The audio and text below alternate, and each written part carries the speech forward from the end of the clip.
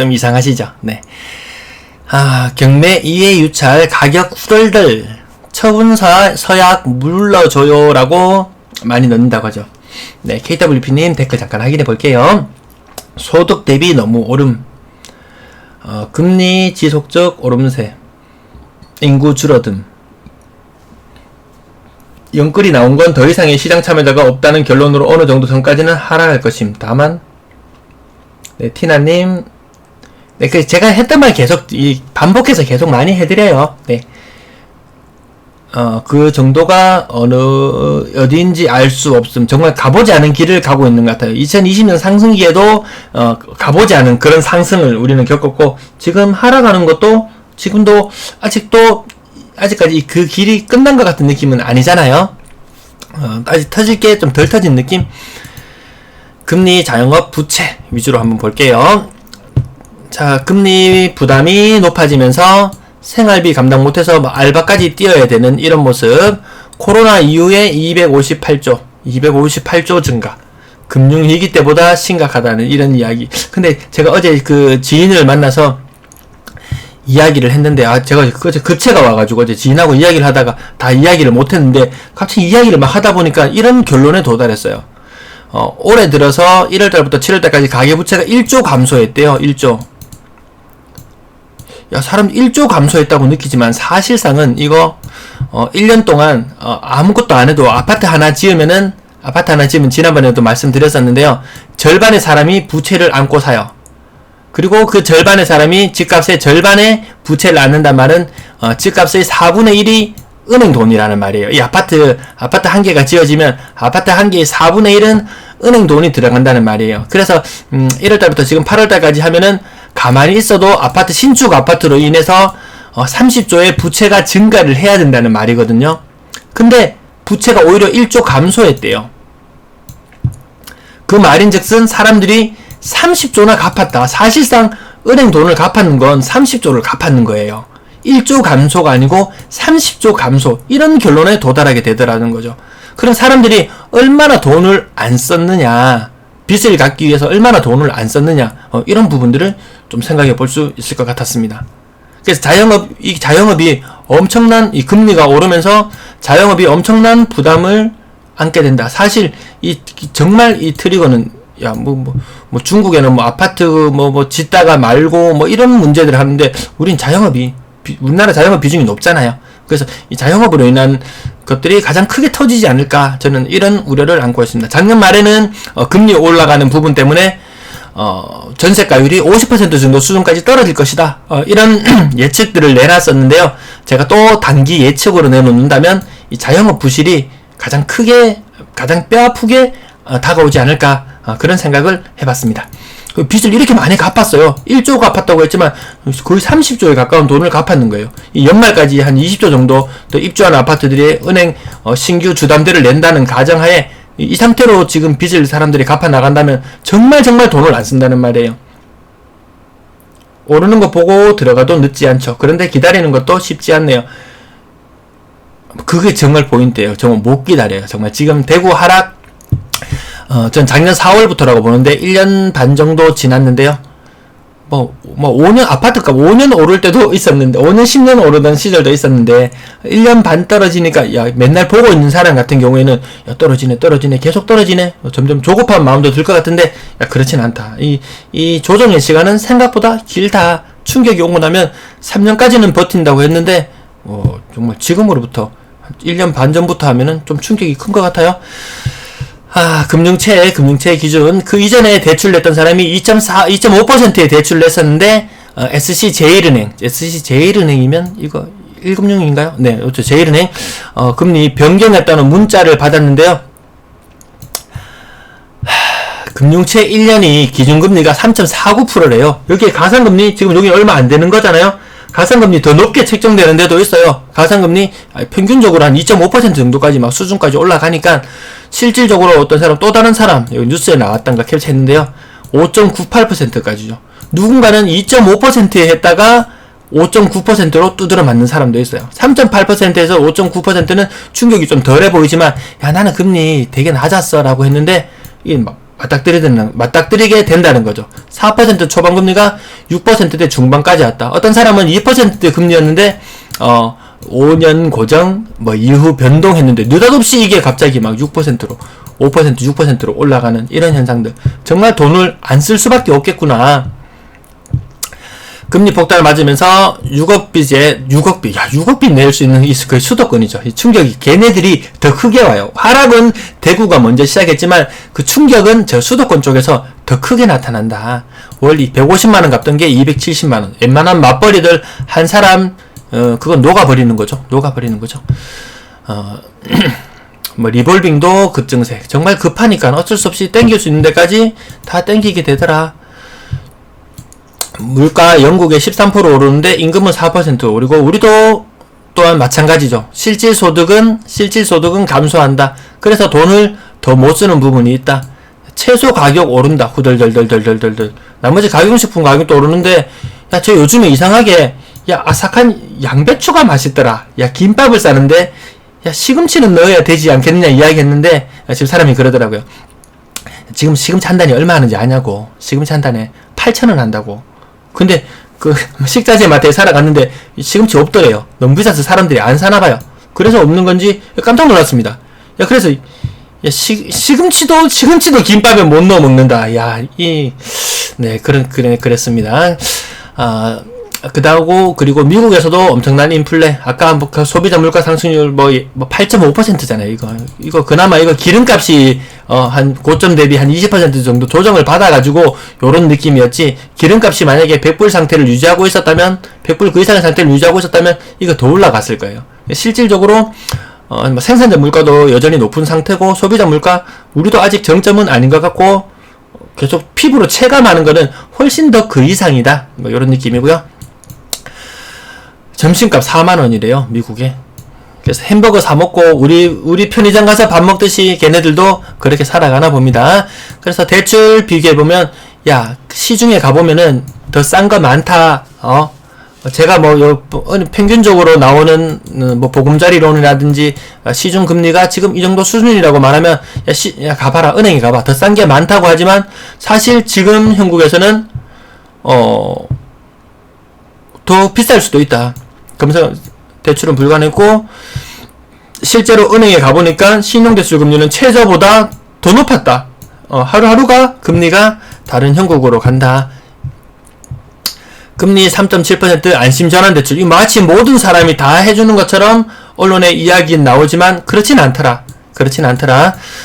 보금자리론 금리가 좀 떨어지긴 떨어져요. 근데 이게 연수가 대출 기간이 길어지게 되면 금리는 또 조금 높아지는 부분이 있고요. 어쨌든 조금 조정을 해주고 또 그나마 조정해주는 것은 저소득층이나 청년층한테만 조금 더 조정을 해주더라. 모든 사람이 마치 다 혜택을 받을 수 있는 것처럼 이야기했지만 그렇진 않더라. 수도권 사람들은 또 더 심하게 느끼더라고요. 수도권 사람들은 집값이 더 비싸기 때문에 집값, 주택값 4억 이하 아마 공시지가 기준으로 하더라도 5억, 6억 이하로 기준으로 본다면 대구나 이런 지역에는 그나마 혜택을 볼 수 있는 사람들이 많겠지만 수도권에서는 사실상 혜택을 볼 수 있는 사람들이 잘 없더라. 그나마도 신청 조건은 저소득 있죠. 7천만원 이하 1주택자 주택가격은 4억원 이하. 그나마 금리에 대해서 많은 부담을 느끼고 있는 사람들 갭 투자를 했던 사람이라든지 이런 여러 부류의 투자자들 두 채 세 채 가지고 있으면서 했던 사람들은 실질적으로 이 혜택을 받지 못하더라. 네, 어쨌든 금리 여기 혜택을 볼 수 있는 사람들은 혜택을 보는 게 맞죠.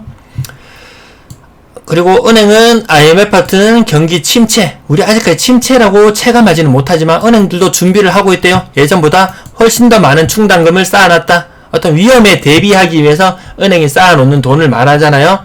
근데 이것도 일각에서는 은행 자산 규모를 고려하면 여전히 부족하다. 이렇게 많이 쌓아놨는데도 그 말인즉슨 향후에는 은행에서 더 많은 충당금을 쌓아둘 수 있다. 자, 고금리에 놀란 가계 빚갚기, 고금리에 놀라서 빚갚기. 하지만 기업 대출은 계속 증가하고 있다. 여기 아까 여기 현재 올해 들어서 한 1조 정도 감소했다고 했는데 가만히 놔둬도 올 한 해 동안은 대출이 50조를 증가해야 돼요. 이 아파트 지었는 것만 하면은 요 부분 계속 강조드려요. 왜냐하면 제가 이제 새로운 걸 발견을 했거든요. 그래서 가만히 있어도 연간 가계부채는 50조씩 집 때문에 증가를 해야 되는데 이게 1조, 마이너스 1조가 되었다는 말은 와, 사람들이 정말 돈을 많이 갚았구나. 정말 돈을 안 쓰는구나. 가계대출 1조 감소라고 나왔잖아요. 네, 그린그린님, 네, 반갑습니다. 네, 오셨군요. 그 다음에, 생각보다 적자 가구가 많더라는 거, 354만 가구가 적자다. 4,600만원 버는데, 빚 갚는데 4,500만원. 그러면 또 빚내서 생활비로 써야 되는데, 이 DSR이나 이런 부분 걸리면 풀로 대출을 받아놓은 상태면은, 추가 대출도 어려워요. 추가 대출이 어려워요.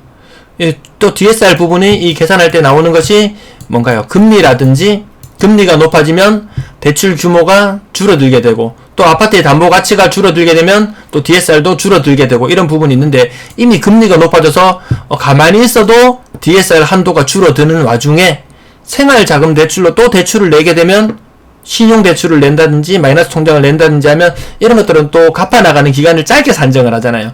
뭐 주담대는 30년, 40년 잡을 수 있지만 신용대출은 뭐 10년을 만기로 계산한다든지 이렇게 하면은 생각보다 대출 내기는 더 힘들어진다. 그래서 뭐 아르바이트를 한다든지 딴 걸 하든지 너무 궁지로 몰리는 거예요. 너무 궁지로 몰리게 됩니다. 결국 돈을 안 쓰는 수밖에 없다.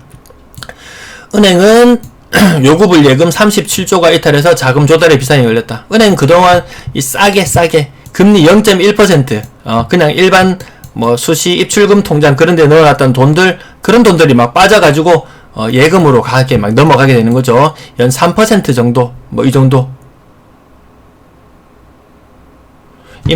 그린그린님, 인플레이션으로 자연 속각되는 현금도 1억당 2,300이라고. 네, 아까 네, 인플레이션, 뭐, 실질 물가 상승률은, 소각되는 게, 네, 맞죠? 그거 좀 심하잖아요. 우리, 가만히 앉아있어도, 막, 와, 물가 상승률이 6%, 막 7% 이 정도 수준까지 가면은, 우리가 은행에 3% 금리로 돈을 넣어놨더라도, 내 돈은 4%가 소각되는 이런 현상. 그리고 근래 들어서 요구불 예금은 가파르게 줄어들고 있고, 이것들을 다시, 고금리, 2%, 4% 등등 정기예금으로, 갈아타게 되니까 은행 입장에서는 좀 부담스럽죠. 뭐 대출을 내주고 뭘 하건 부담스럽고, 채권도 엄청나게 많이 발행해 나가고 있는데, 이 채권 조달하는 금리도 높아지더라. 그러면 대출 금리는 당연히 더 높아질 수밖에 없는 그런 형국으로 가고 있습니다. 숨 고르던 자영업자들 다시 벼랑 끝으로. 사회적 거리두기 해제됐지만 매출이 30-40% 정도 빠졌어요. 그래서 여러분들, 야, 그래도 내 가는 식당들은 장사 잘만 되던데, 여러분들이 잘 되는 식당만 가기 때문에 그 집은 잘 되고, 안 가는 식당은 더 안 가기 때문에 더 힘들어져요. 그래서 밀키트 운영하는 집도 뭐 힘들고 이런 뉴스 나오는데요. 이 매출 감소 수준을 넘어서 이 생존의 기로에 서 있다. 요 부분들 많이 뭐 이용하고 싶지만 당장에 내 소득이 줄어드는데 많이 쓰고 싶어도 쓸 수 없는 형국으로 간다. 기준금리 인상, 소비자 물가 상승, 이런 것들이 더 힘들게 합니다. 소상공인들, 그래서 이 대출이 계속해서 늘어나는 그런 형국으로 가고 있습니다. 근데 이게 정말 탈출구가 없다. 야, 버티면 되겠지. 야, 자영업자들 언제나 힘들다 안 그랬나? 뭐 IMF 때부터 뭐 걔는 앓는 소리는 지금까지 하고 있잖아 라고 하지만 그때 하고는 비교할 수 없을 정도로 지금 힘든 모습인 것 같습니다. 그리고 이 장사를 한다는 것이 그 지인하고 차 타고 가면서 지인이 이야기를 하더라고요. 부동산 중개업소가 자기 동네에 있는 곳이 그 밑에 상가에, 아파트 밑에 있는 상가 6군데 중에 한 곳이 문을 닫았다고 하더라고요. 그래서 지금 뉴스에도 나오고 있잖아요. 뉴스에도 나오고 있는데, 자영업 폐업률이 높아질 것이다. 부동산 중개업소 폐업률이 높아지고 있는 거 관련해서 뉴스가 나왔는데, 그거 빠져나가면요, 들어올 게 없어요. 근데 그 빈자리에는 거기는 보니까 편의점이 들어와 있었거든요. 근데 편의점이 한 30m 정도 거리 떨어진 곳에 편의점이 한 개 있었어요. 30m 정도밖에 안 떨어져 있는 것 같았거든요. 편의점이 들어왔어요. 그나마 편의점이 들어왔지. 그것 말고는 그 부동산 중개업소에서 아주 높은 임차 비용을 부담하잖아요. 기본적으로 아파트 상가 1층에 뭐 150, 200은 우습잖아요. 그 업종이 빠져나가고 나면 뭐가 들어올 거냐? 들어올 게 마땅치 않아 보여요. 네, 그린님, 저도 자영업 하지만 엄청 자영업 하시는구나. 자영업, 분야를 막론하고 지금 좀 다 같이 힘든 그런 모습인 것 같습니다. 윤준영님, 태양하너스 메가시티는 혹시 더 안 빠질까요? 조금 더 빠지면 국평사력. 태양하너스 메가시티? 저 어디에 있는 거죠? 이름들이 요즘에 너무 많아가지고요. 우리나라는 편의점 가서 때우고, 아니면 굶어서 때우고 도시락 싸고, 이 미국인들은 코스트코에 가면 있는 핫도그 세트 2,000원, 이거 아주 오랫동안 그대로라고 하더라고요. 실질소득 감소하는 부분, 우리나 미국이나 별반 다르진 않다. 전세대란, 임대차 시장 이상무, 계속 이상 없다고 했는데요. 8월 11일자, 8월 12일자에 뉴스가 나왔는데요. 전세대란 뚜껑 열어놓고 보니까 혼란은 없고 오른 만큼 떨어졌다. 네, 윤준영님, 다같이 조정받는 국면인데, 그곳에, 그 근처에 공인중개사 이런 곳에 가셔서 한번 알아보세요. 가격, 시세가 어떠한지, 아마 또 알아보셨겠죠? 개개의 아파트에 대해서 제가 빠진다, 오른다, 이렇게 말씀드리고 예측하지는 잘 않습니다. 네. 예전에 가격 많이 떨어진 것들 제가 한 두어 달 전에 이렇게 한창 입주 막바지에 좀 태양하너스 약간 언급은 몇 번 했었던 기억이 있는데, 요 근래에는 매매 가격이 잘 나오지 않아서 가격을 잘 기억을 못 하겠어요. 요거는 전국 부동산 카페 부동산 스터디라는 곳에 있는 거기서 가지고 왔는데요. 갭투 전세 못 구했어요. 갭투 했대요. 2022년 8월 11일자 게시글이에요. 아마 정말 아무도 집 안 사는 이 와중에, 정말 갭투 아무도 안 하는 와중에 갭투를 했나봐요. 잔금날은 다가오는데 전세를 못 구했대요. 근데 신기한 건 부동산에서 3억 5천을 빌려줬대요.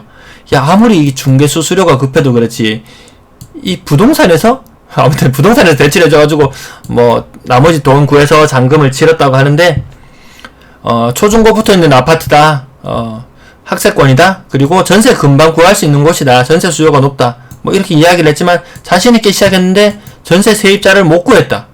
혹시 이거 부동산 자기 물건 아닌가요? 팔았던 거 자기 물건 아니었는가? 이런 생각이 들 정도. 그래서 어쨌든 부동산 거래 자체도 없고, 갭투 지금 절대로 아니다. 갭투는 정말 아니다.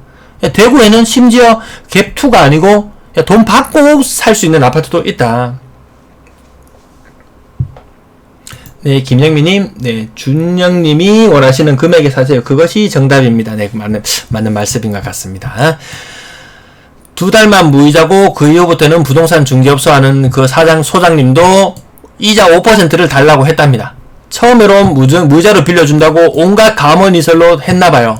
처음에 무이자로 빌려준다고 했는데, 근데 아무튼 일단 전세가 일단 나가야지 뭔가 해결이 되는데, 자기도 다른 사람 돈 빌려줬고, 어떻게든지 빨리 부동산 중개업소 소장이라고 해서 전문가가 아니다. 그동안 그 동네의 분위기를 잘 살펴봐서 알겠지만, 이 전체적인 큰 틀까지는 다 살필 수는 없겠다. 이런 부분도 있을 것 같습니다.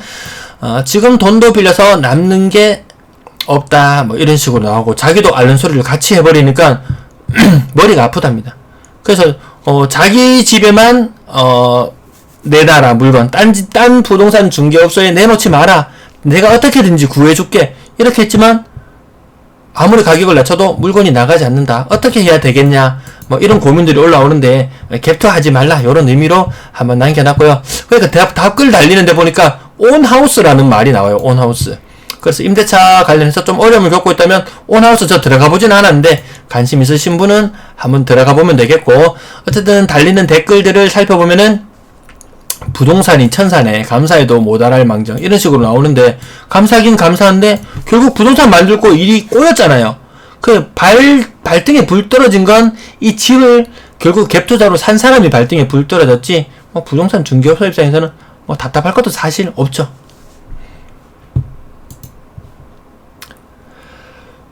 네, 김영민님, 바깥 사들고 중개소 여러 곳 가보세요. 준영님, 네, 그거 제가 방송에서 계속 말씀드리는 부분인데, 중개업소 가서 너무